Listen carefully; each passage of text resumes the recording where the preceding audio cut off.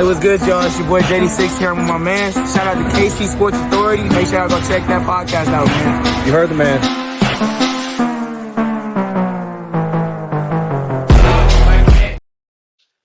And welcome into another episode of the KC Sports Authority podcast. Keegan, Russell, JB, and Spencer here today. It's been hard getting the three of us on here at one time, but we are here to talk a little bit of KU basketball. But first, if you are a new subscriber to the YouTube channel, thank you so much. If this is your first time checking out the podcast over here on YouTube or listening on Spotify, thank you so much for joining us. We hope you do hit that follow button on Spotify and hit that subscribe button right here on YouTube. We are on our way to 500 subscribers, and you guys can certainly help us out by getting there. So make sure you're sharing the podcast with a friend.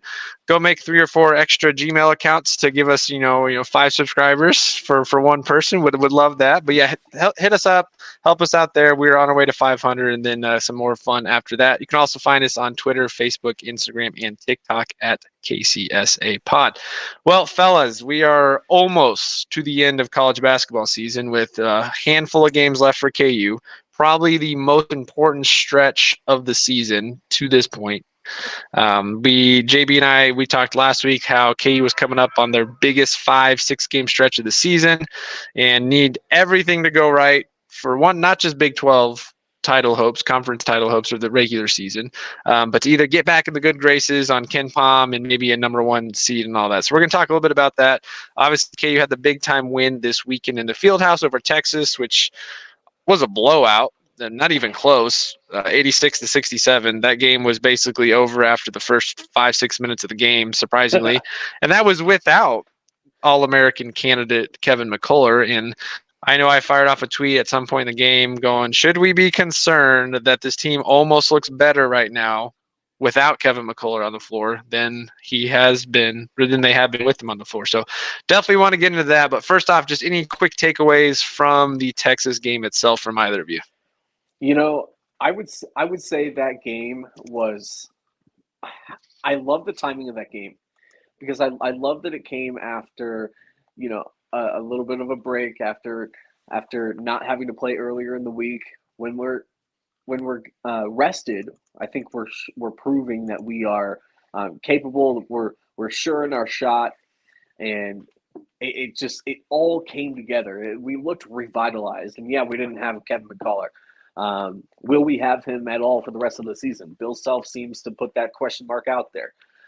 We really don't know what the severity of that knee injury is right now.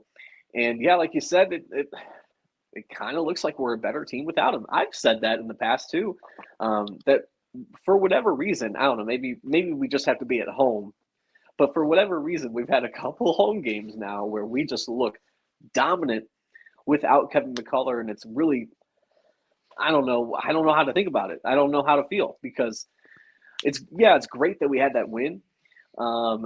But Houston won too, and I might be getting ahead of myself. I'm sure we've got a lot to cover just in this podcast, but I don't know. I think our Big 12 title races are done. I mean, it's almost done. We're still 2 games behind Houston, and yeah, we can give them a loss, but Baylor really let us down. And so, yeah, it's great to have that big win against Texas.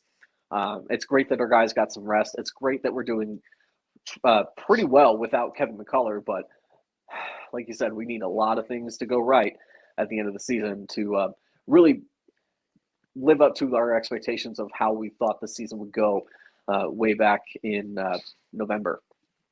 Yeah, Spencer, a couple statistics for you here on this game. KU shot 61.5% from the floor, going 32 of 52 on the day. Only took 8 3-pointers, so 3 of 8 from three-point territory, 37.5%, 19 of 27 from the free throw line. There was a lot about this game that I felt really good about offensively. We've been complaining for weeks that Hunter hasn't gotten a lot of calls to go to the free throw line. Now, he still didn't hit a lot of free throws. It was mostly the Johnny Furphy show and Nick Timberlake. But we saw a team that was much more aggressive, attacking the paint and getting in there to get some free throws, which is something that obviously when this team is getting to the line more, they obviously helps them out. But you hold Texas to about 42% shooting, 9 of 26 from 3. They still gave up a ton of 3-pointers, but just happened to luck out that Texas couldn't hit the broadside of a barn for most of this game. you dominate on the glass like you needed to. 34, I wouldn't say dominate, but 34 to 25 on the rebound side. Assists, 17 assists, fast break points, 13, but points in the paint. This is, to me, is where this game was. 52 to 34, 18-point margin there on points in the paint. And you limited your fouls to only 9 fouls the entire game and had a 24-point lead. So pretty big showing from this team offensively and defensively. But what were some of your takeaways? Well, my main takeaway is that Bill Self, with a week of rest, made our bench look like the 2017 Warriors. So I think that's the big thing. No, I was really impressed with this win. We could have an entire episode on the Kevin McCullar situation. To sum that up, I don't think we're better without Kevin. I think we've played well without him, and I think we've been at home without him. So I think that's kind of the big deal here. So what you see when you lose a ball dominant scorer like Kevin is you're going to see the ball move a little bit more. You're just going to see a lot more fluidity out there. And you saw guys, step up, and that's something that we need. If Timberlake, El Marco and Furphy all have bad games, then we don't win yesterday. We don't blow them out. So that's my big takeaway, is that guys that needed to step up finally did. Timberlake obviously caught a body, which was nice. We saw him be very aggressive. First possession of the game, we saw him drive into traffic and hit a tough layup. That's something that we saw him do a lot at Townsend and not do for some reason here. And obviously Furphy's transformed into, we found a couple threes per game. Okay, he's got potential. He's transformed into a guy that just does everything well. I'm so impressed with him defensively. The way he moves his feet, the way he doesn't bite on pump fakes, his length, it makes it very, very challenging for guys that he's guarding.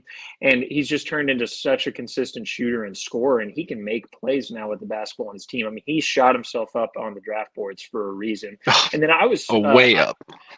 And I know we didn't see huge numbers from El Marco, but I really liked his energy. I really liked it on defense. He looked engaged. He looked like he was on there to make the little plays, and that's something that's going to go well for Bill Self. And we saw Parker Brown try to dunk from the free throw line, which I thought was pretty cool.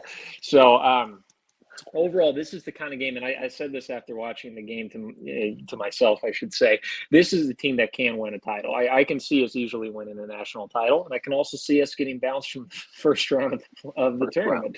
So I think we're kind of all over the place. The Kevin McCullar thing's a big question mark. I'd rather not lose a lockdown defender and a 20-point scorer per game for the rest of the season personally. But I would also rather us hold him out until the postseason, because against I can't remember, I'm kind of blanking on the last team that was before that. Was it Texas Tech? Yep. Yeah, he looked, and I said this while watching with him, he didn't look like he trusted the knee. He didn't want to drive, so he was taking a lot of contested shots. He was slow. He looked very hesitant. I don't want that version of McCullar on the court, because I think he's, number one, he's just going to get hurt even more, and I don't want him to hurt his draft stock or anything like that either. So I'd rather us just hold him out for the rest of the regular season, come back strong in the postseason. But overall, at least yesterday, a lot of good takeaways. Yeah, and for the record, when I did tweet about that, I do believe this team is better with Kevin McCullar, of course, but that's a healthy Kevin McCullar. If he's not healthy, just like you said, that Texas Tech game, he was bad. Let's just call it what it is. He was bad in that game. He's been bad in a couple of games since this knee thing's been flared up. We talked earlier in the season. I remember the episode where we were like, all right, now that KU has potentially two All-American candidates, Big 12 Player of the Year candidates and future All-Americans, why was this development with Kevin McCullar just, so abundant? And Spencer, I think you said early on, and then I echoed it too, is he was super efficient scoring the ball.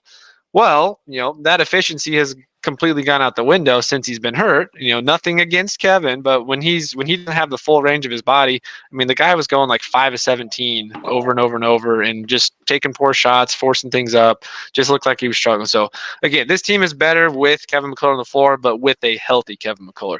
It also doesn't hurt though when your entire starting lineup goes double digits. So all 5 of them scored double digits. KJ goes 8 for 12 and just dominate about an 8-minute stretch of that game towards the end of the first half and the start of the second half. Hunter looked pretty good for the most part, goes 9 of 17 from the floor, still missed a couple threes, hasn't hit a three in what feels like decades. But 9 of 17, 20 points, 7 rebounds. Didn't get any offensive rebounds. Still some worry there. He looked pretty good efficiently on offense. Had a few bad shots here and there and a couple that still rimmed out. Furphy goes 3 for 3 from the floor, 1 from 3. And again, attacking the paint, getting to the free throw line, 9 of 11.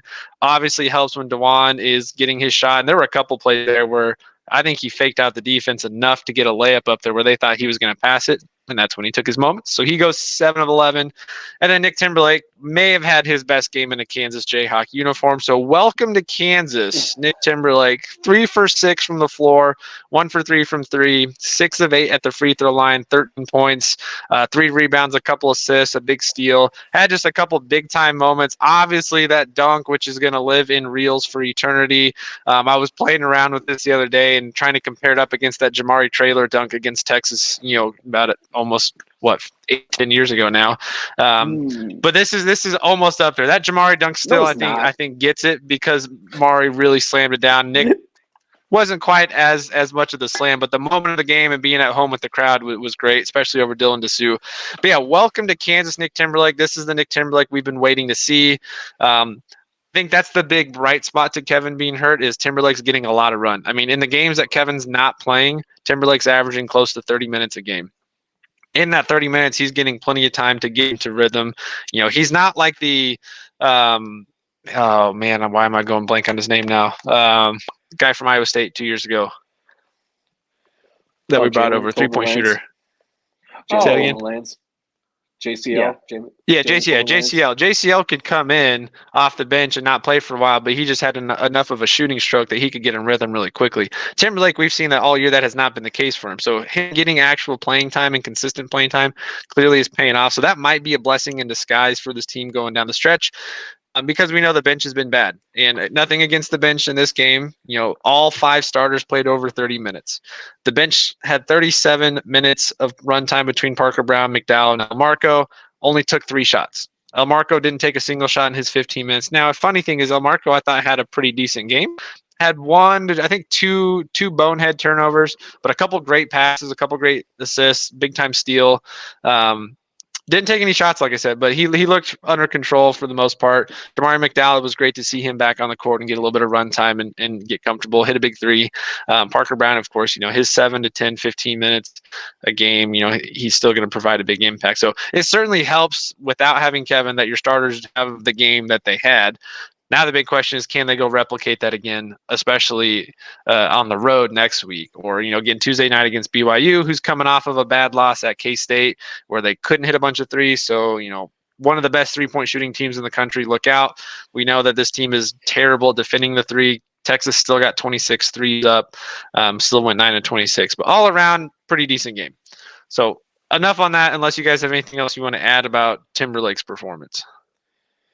It probably was one of his better games. He did have some terrible turnovers. He has no handles.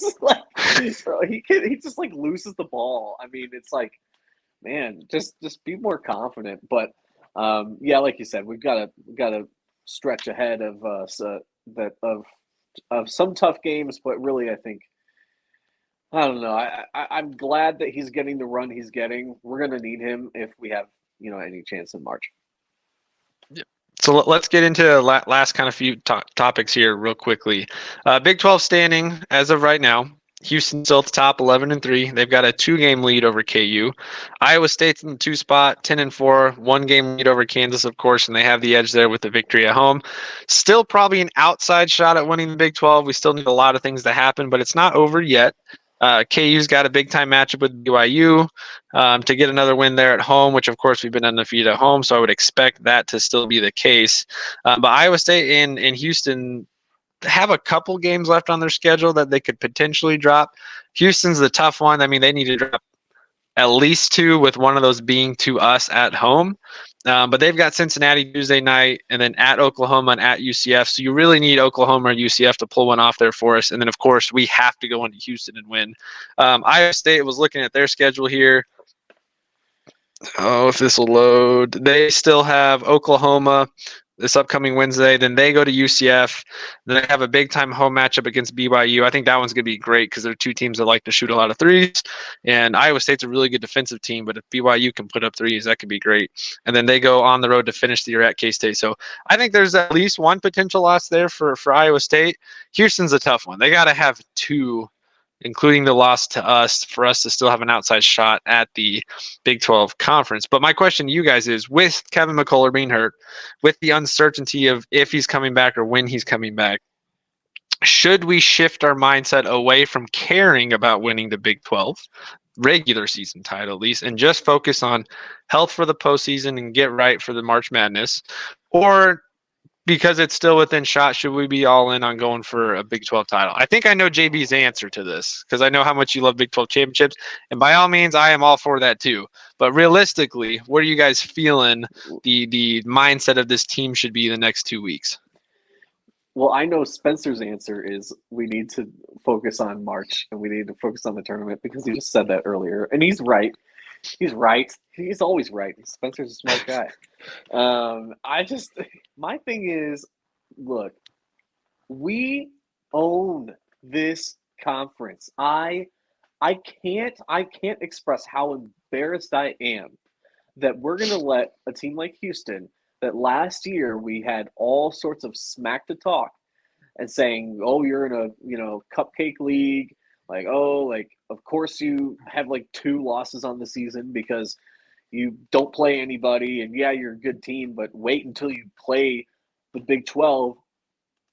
Fast forward a couple months and here we are. It's like, dude, they're in the Big 12 in the year that it's been the hardest it's ever been. This is the most competitive, most talented, toughest Big 12 we have ever had, ever. And they're going to win it in their first year if we can't do something about it. But we need help from someone else too. It's just embarrassing. So we won 14 straight in this league, and yeah, it's changed over time, but 14 straight. I'm really prideful of that. I want to get back to a winning streak. I want to get back to owning this conference. It just feels like we haven't owned it for a very long time. So I would love it, but you know what? Yeah, if we lose, if it becomes a situation where we literally can't win the league, then yeah, sit Kevin the rest of the way until he's healthy, and let's start the tournament with him, and let's go win a natty. Because yeah, Spencer is right in saying that we are a national championship caliber team. We can still win it, but we need to be healthy. Yeah, well, I mean, JB, essentially said what I was going to say. Yeah, I think if our trophy case had some available space, I think we should care about Big 12 championships. But really, the only spots we have left are for national titles. So that would be something that, and listen, Houston's a good team. Yeah, they come in here their first year and they win. It's a little bit embarrassing, but at the end of the day, if you have a good coach team and a good roster, you're going to win in any conference that you're in. And Iowa State plays every freaking game at home, so I don't really care what their record apparently is. They have 16 freaking home games compared to 8 on the road. So yeah, shoot, I'd be in second place if we played every game at Allen Fieldhouse too. So I don't really care about them.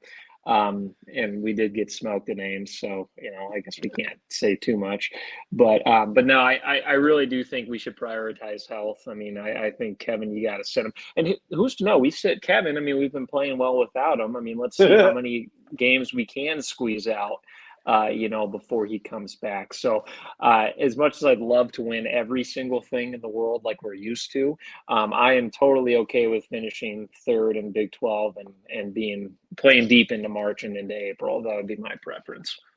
Yeah, this is actually probably one of the first years for me where I am comfortable not winning the Big 12 regular season. Yes, we've grown accustomed to it. Yes, still our conference, and we should be winning these every single year. But after winning that 2022 national championship and not getting that chance in 2020, it's just kind of like, to me, with the Chiefs, like, yes, the winning the division's automatic, going to the AFC is automatic, but once you get a taste of titles, that's all you care about in reality. So whatever it takes to get there, I don't think it matters too much. And we've already heard Self say throughout this year, Big 12 regular season title is great, but we don't play everybody twice like we used to, so really doesn't carry the same weight in our opinion that it used to when you don't get to play everybody twice, home and away. So you can tell his mindset too is bigger picture. Maybe that's Big 12 championship tournament first, and then NCAA tournament run. But at the end of the day, we all know all that matters is getting to Final Fours and national championship. So I'm content losing it, especially because we beat Houston once, and I'll feel a lot better about it if we still lose the Big 12 regular season title but go into Houston at the end of the year and beat them in the last game of the season. I think that would be huge. To me, I'm looking ahead to the tournament, not overlooking the games on our schedule, but looking ahead to the tournament in the sense of Kevin's got to get right. While he's out and missing time, the rest of these guys need to continue developing and get comfortable in the offense. El Marco needs to keep showing that he can control the ball. Timberlake needs to find ways to be active on the offensive side of the ball, score, look to shoot. Furphy needs to continue open shots. DeJuan's got to be aggressive and assertive, and Hunter's got to play physical. I'm kind of getting tired of the conversation of Hunter doesn't get a lot of calls, because he's not the most physical 7'2" big man. I was watching the Purdue game today. Zach Edey is 7'4", big guy. Yes, he gets fouled all the time, but he's pretty physical for a guy his size. Yes, he's got a height advantage almost every time he's on the block, but he doesn't shy away from contact, and he goes towards the rim. Hunter's had too many of these turnaround fadeaways and trying to finesse his way to a bucket instead of attacking the rim with his size. So I think he's got to play super physical and aggressive down the stretch here and not force his shot, but be intentional about scoring. But as I look at this team going into the tournament, I actually think the best case scenario for us, in my personal opinion, is to not win the Big 12 tournament and go into March Madness as a 2 or a 3 seed. I just feel we're gonna, if we somehow get back to the 1 line, we're not going to be the most deserving of it, and we'll get into some stupid path where we get that 8-9 matchup again of a team that is super underseeded, that's coming in hot. I would much rather have the path of the 2 seed at the bottom of the bracket there and get the team that's maybe a little bit overranked for a 5 seed or a 4 seed or something, or not a 5 seed or a 6 seed, somewhere in there, even the 3 seed. So I think this team would be better off going in as a 2 seed, and if that means giving up Big 12 tournament, Big 12 regular season, and Kevin misses a couple games to get healthy, I think that's what's best for this team, because they are not meant for a Big 12 tournament run. This team, we saw early in the season, the 3-game stretch, they won the first 2 in Maui, and then they get basically the doors blown off by Marquette. They just didn't have the depth. This team doesn't have that kind of depth to do that, and we know Bill Self's not going to rest his guys. He's going to play them 30-plus minutes a night. We said this at the beginning of the year, that Bill Self has only had one center average north of 30 minutes in a season. That was Cole Aldrich's junior year or senior year, I can't remember. But Hunter's averaging like 32 a night, which is a ton. And then I said this the other night too with JB. These are young guys that have plenty of sports science people around them that are teaching them about their bodies. These are the healthiest guys I've ever seen, the most fit athletes we've ever seen. I'm not a big believer of the real tired part. I think they're young. They've got plenty of energy. I do think there's wear and tear though. So if Kevin needs some time to relax and take a few days off, if Bill Self can get a couple more of these bench guys, more of that 10 to 15 minute range, I think that would definitely help going into the postseason. So we have fresher legs, but also these guys that don't play as much can get some more run time and build some confidence. Because if Nick Timberlake's doing what he did the other night, he's now an X factor in the tournament that can come in off the bench and be a spark plug. So to me, that's the best case scenario for us down the stretch, in my opinion. Lock in a 2 seed, ideally in the Midwest, have a decent path to a Final Four. Let the 1 seed have all the pressure. Go in as the 2 seed, no pressure on your back, and go out there and perform. Get Kevin healthy. Get Hunter focused and dialed in offensively. DeJuan focused and dialed in. I think this team's still one of the toughest to beat in the country on any given night. Still believe we have the best starting 5 in the nation when all 5 are healthy. Best coaching staff, of course. So I'll still take our chances there. But yeah, I'm at the point now. It's March Madness, Final Four, National Championship. I personally, this year, am okay sacrificing the Big 12 regular season title, especially since we're on the outside looking. And if we were still neck and neck, maybe 1 game out and it was going to come down to KU Houston, that's a little different. But and if that becomes the case where we get into that Houston game and it's winner wins the Big 12, then yeah, by all means, we freaking go for it. But right now, it feels like health has to be the priority. But any other thoughts on any of that before we get out of here? No, I don't think so. I will say I saw somebody on Twitter say we should bench Hunter Dickinson. So if you want to know the overall intelligence level of KU fans, some KU fans, I should say, that's what it is. I do want to comment on Hunter because I feel like, and he's not above criticism. I mean, no player is, but this guy, if he gets the ball in good position in the paint, you might as well just chalk up 2 points. I mean, this guy's automatic if he has good position in the post. I mean, and yeah, he reminds me a lot of Paul Gasol. He's not a lower the shoulder and push it into you. He's more of a guy that's going to use shoulder fakes and his touch to score, which I'm fine with because, I mean, he's consistently a double-double guy, and you're going to notice that in March in particular when we're going through these droughts that we're inevitably going to go through, being able to dump it into him with good position and getting these little tiny jump hooks. He's not going to score a flashy 20, but it's going to be a 20 you're going to notice like, wow, man, how did we get through this scoring drought? And it's because Hunter is going through his bag in the low post and hitting these little 15-foot jumpers. I'd love to see him hit a 3 between now and the end of the season. But he doesn't have to be Karl Anthony Towns. I don't really care. I'd rather him be down low. Jay Billis said it during the Texas game. It's probably a good thing he's missing threes because now Self's telling him to get more into the post. So I've just seen a lot of Hunter slander, and I'm not here for it because I think he's a fantastic player, and we're going to really need him for March. Isn't it funny, though? Like, I don't know about you guys. I don't care that he's 2 for his last, 33s or whatever. He's our center. I don't, but I watch him take an open 3, and I'm like, oh, that's going in. And it never does. Oh, yeah. He's had a lot of bad luck with it, just hitting the right spot and bouncing out. Yeah, but I still feel confident it's going in. But, I mean, yeah, I think he'll be all right come tournament time. Yeah, Hunter's kind of crazy because you'll look at a game and you'll have a lot of frustration. Go, man, you've had 5 possessions where you're not doing anything. You're forcing, and then you look at the box score and he's still got 18 and 7. It's just not on an efficient night shooting the ball, or you're only getting to the free throw line once or twice. So yeah, he's still going to stuff the stat sheet. Just want to see him play aggressive, get good looks, not force it, but get good positioning. I just kind of wish you could kind of blend the physicality and the motor of KJ with the offensive skill set and talent of Hunter. So Hunter can give a little bit of that to KJ. KJ can give a little bit back to Hunter. And I think you've got a really good pairing there because we still have struggled at times with that pairing on the court, finding the right spacing. But KJ's doing a lot better in that mid-range game. Not like he's a great shooter by any means, but he's getting better at finding his spot there and attacking because he's just got that quick step that he can just blow by you in the lane. So continuing to find that positioning there, I think will be great. But yeah, coming up here, KU's got another big home matchup Tuesday night. I think by then BYU will probably have fallen out of the top 25, but still a top 25 caliber team, a team that shoots 400 threes a game. One of the best 3-point shooting teams in the country in the Big 12, so they're going to look to get tons of shots up. So I think this will be a great test to our defense again, especially without McCullar. Can we defend the 3? Can we try and limit them to under 25 threes? I don't know if that's possible because they're going to look to shoot a ton. But if you can keep them inside the 3-point line, I think that definitely plays to our favor. And then offensively, we just want to continue to see some of this improvement from the guys that are getting some run time.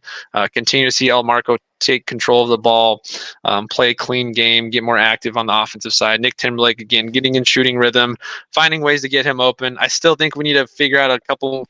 Johnny Furphy can't go a whole game and only get 3 shots up. Now, I know a lot of those are technically he got fouled going to the rim, but he needs more than 3 shots a game. So we need to find ways to get him involved and continue to get Hunter good looks down low. But that'll wrap things up here. What's coming up though this week? We got a lot of stuff going on.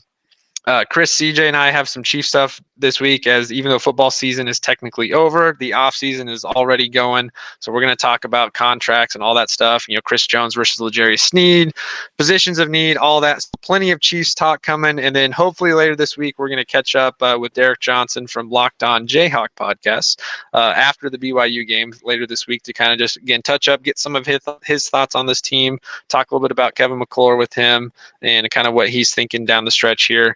Baseball season, KU baseball homestand this week, Friday afternoon. I myself will be there for opening day, so we might get some more baseball stuff coming, and then obviously some more Royal stuff. So tons of stuff going on. And again, if you're checking out the podcast, you want to hit that subscribe button, especially here on YouTube, so you can come back and see our lovely faces every time there's a new episode.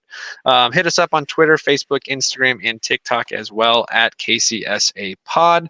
Would love to interact with more fans. We got some fun stuff planned for March Madness in the summer. So the more engagement we can get from you guys, the better, because that means there's some more fun events we can do. We'll have a big bracket challenge again this year with prizes. So a lot to look forward to. But need you guys to subscribe so you can stay up to date with all that and follow us on social media so you never miss out any of this information. But until then, guys, thanks for joining us again today. And as always, rock chalk. Rock chalk. Rock chalk.